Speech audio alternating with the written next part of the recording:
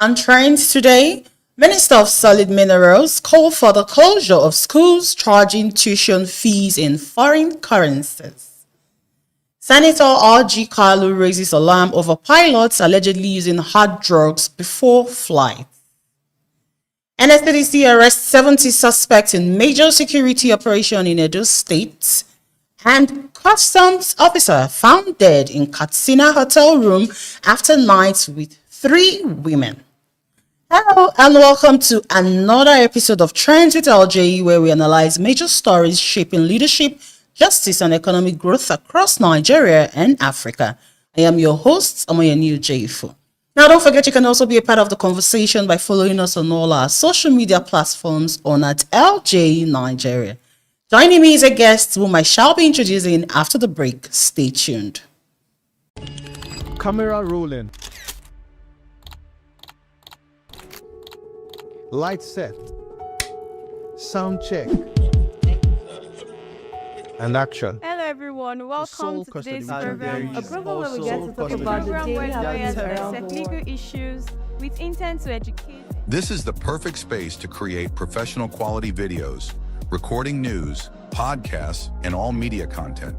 With top-of-the-line cameras, studio lighting, soundproof spaces, we provide everything you need for a seamless shoot. Our fully equipped studio ensures high-quality production every time.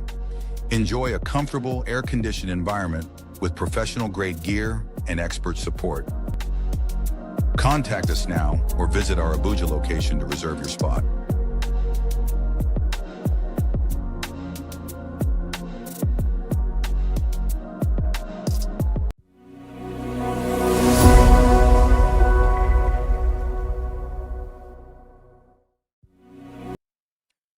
Thank you for staying with us. This is still Trends with LJ, and I have in the studio Dr. John Nkamiang, a communications expert, to discuss these topics with me today. You're welcome to the studio, sir. It's always a pleasure to be here. Thank you once more. So let's move on to our first story. The Minister of Solid Minerals Development, Dr. Dele Alake, has called for the closure of schools in Nigeria that charge tuition fees in foreign currencies. Speaking on Wednesday in Abuja during the Nigeria Gold Day celebration held alongside the 10th edition of Nigeria's Mining Week, Alake condemned the practice. He described it as a form of economic leakage and a loophole that poses a threat to Nigeria's growth. Dr. John, what is your take on this? Well, the minister has a point, but we must also tell ourselves some home truth. Until the advent of this administration, where it has focused its attention on trying to diversify the economy from just being a mono economy, because our sole reliance has always been on the exports of crude oil that we are blessed with. But globally, as the trend is changing, especially with the continuous talk about climate change, the continuous talk about moving from fossil fuels to more earth-friendly sources of energy. So the minister call for the closure of schools becomes necessary because, one, we need to look at these issues from different perspectives. We have schools that are operating curriculums that are not Nigerian curriculums. They try to inculcate a bit of the Nigeria educational curriculum, but they will tell you, I remember at the time it was Montessori. They'll tell you we operate the Montessori curriculum, we operate the British America curriculum. And so, because these schools are fashioned again after educational systems outside the shores of this country, the tendency is that they want to maintain that standard. So you go there. There are schools in the Federal Capital Territory, for instance. When you meet the students of the school, they speak impeccable English. They sound as if they live outside the shores of this country because their teachers are mostly foreigners. The environment within and the ambience within those schools is to mirror what their counterparts experience on the other side of the globe. And to be honest, it's been said all across the world, education is not cheap. No matter how we look at it, education is not cheap. But aside this, don't you think even if they charge in dollars, don't you think it should be converted to naira? Since Now, this is that Nigeria. is where the regulators of those schools, because those schools pass through a process to get approval to operate in Nigeria. Okay. So the question is, what were the criteria Criterias to given approve. to those schools for them to be able to get the approval Yeah. to operate in Nigeria? Was there a critical look at the modus operandis that the schools had put in their portfolio as part of what they would do while they are here? Yeah. Did the regulatory authorities notice that school fees will be paid in dollars? School And fees they will allowed be paid in that. foreign currency. And why didn't they critique or question that to say, this is Nigeria. Yes, we have given you approval to operate in Nigeria. Why should Nigerians who attend your school pay in dollars and not in In naira? naira.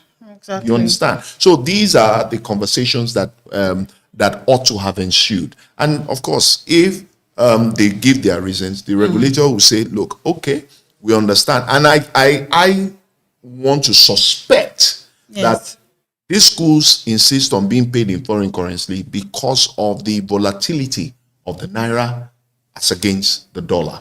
So if probably we had a more stable naira over time, it would have been easier to implement or enforce that they collect the naira equivalent of whatever the dollar school fees is. These are some of the technicalities involved.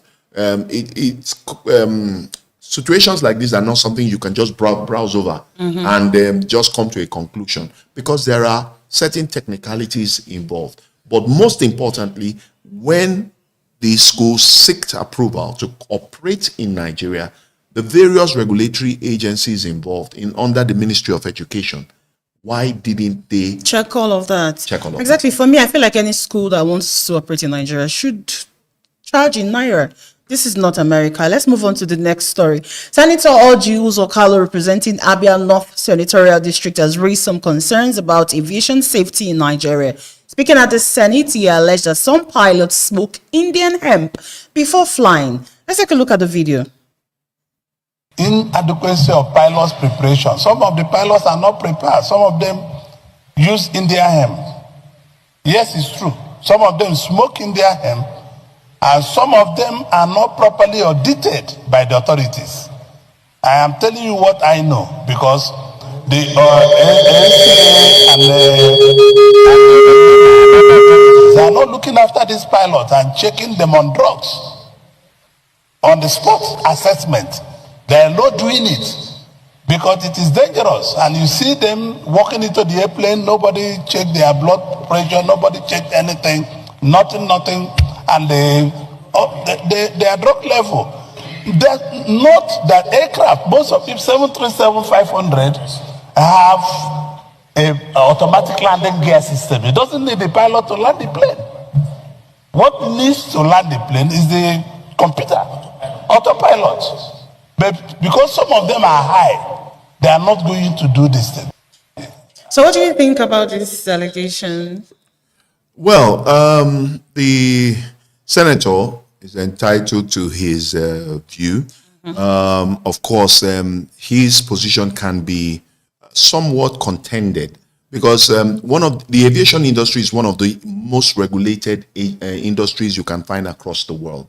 Of course, in Nigeria, in recent times, with the drama we saw at the Kwam One and the young lady story, that yes. was on Ibom Air and all of that, has suggested that, yes, the standards may be there, but they have not been enforced over time.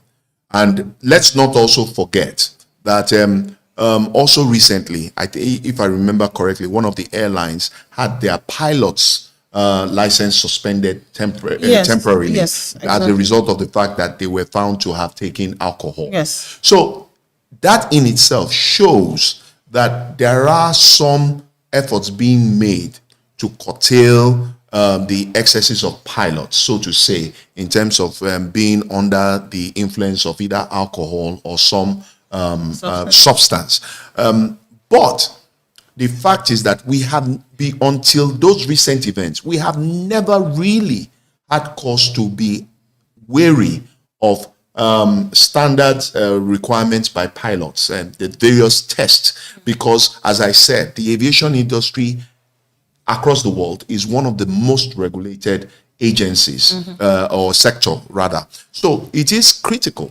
It is critical that now that the senator has brought this up, the Minister of Aviation and the various agencies under the Ministry of Aviation need to begin to look more critically at improving the implementation of those standard measures that the industry requires, because these are global standards. They're not it's not a Nigerian thing. It's not a Nigerian thing. Yes. Yeah. So we must ensure that those standards are upheld and properly implemented at all levels to ensure the planes are in good condition, the people who use those planes act in accordance with the law that governs the aviation industry, and I'm particular about the passengers, and then of course the professionals who fly those planes also conform to industry standards and rules. Okay, thank you. So let's move on to our next story.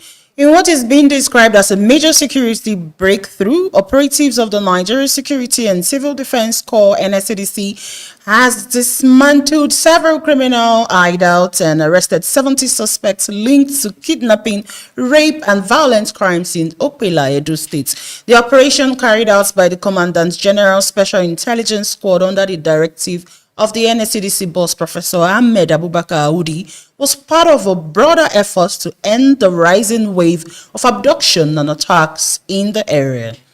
Dr. John, do you think we have enough plans on ground to sustain this tempo of bringing criminals to justice, especially in Edo State? Edo State in recent times has been a reference point in terms of a high rate of crime, particularly cultism, and at some point it was farmer herders clash. To be honest with you, our security architecture has been stretched. That's why in recent times we've seen, be it in the armed forces, in the paramilitary, there are efforts to increase manpower and boots on the ground with regards to improving the number of operatives we have in the field. So yes, to a certain extent, this tempo can be sustained. But the question is, what is the current security template that the various security agencies have put in place in Edo State, for instance? With this raid, over 70 people Of them, yes, apprehended. It suggests that yes, some level of success is being achieved. But again, if we look at the insecurity index, what is the graph suggesting? That are we bringing such vices and insecurity situations to the barest minimum, or is there some kind of sporadic, it's not consistent, let me put it that way. Today it's low, tomorrow it spikes, today it goes down again, and tomorrow it spikes. Then that kind of graph will suggest is that whatever template is in place right now is lacking, is deficient in some areas. So I must give kudos to the men of the Civil Defense Corps. They've stepped up to the plate to be able to bring the vices in Edo State to the barest minimum.